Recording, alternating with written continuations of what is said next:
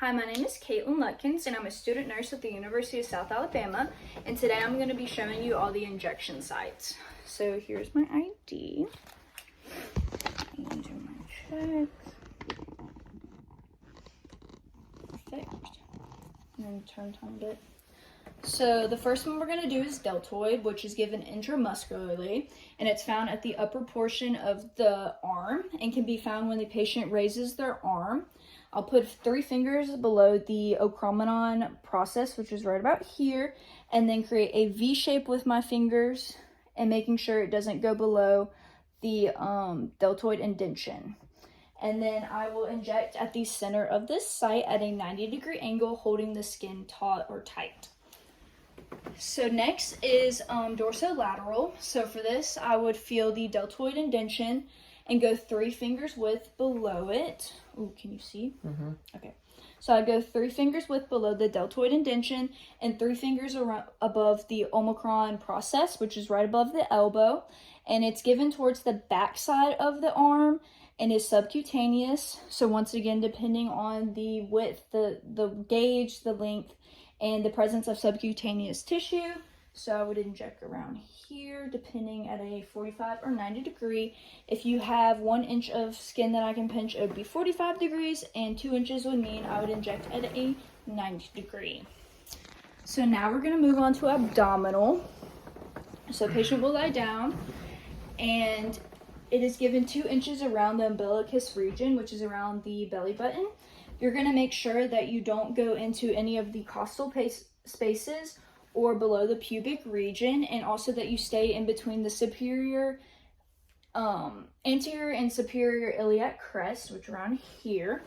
And they're about 3 finger width portions of sites, and these are subcutaneous, so the same with the 1 inch pinch for 45 and 2 inch pinch for a 90-degree angle. So I'll do one, boop, and that's just one example. There's 4. Perfect. So now we're going to move on to ventrogluteal. So the patient will be on their side, and it's the first choice of an intramuscular injection site. So it's found at the greater trochanter,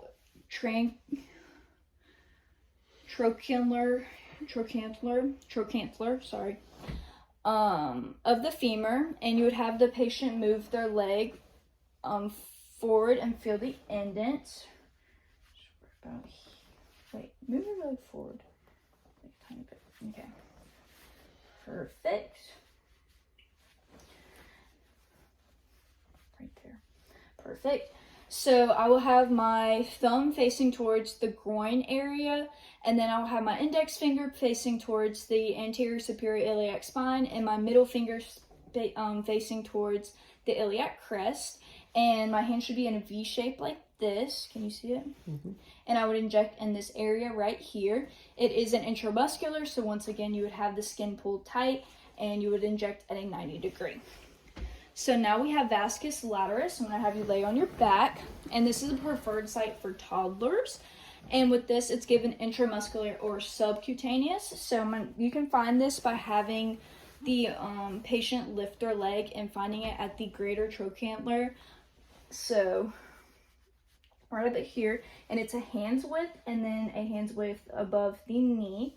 So it's this space right here, and I would spread my hands and at the knee and inject in the middle 1/3 of this region.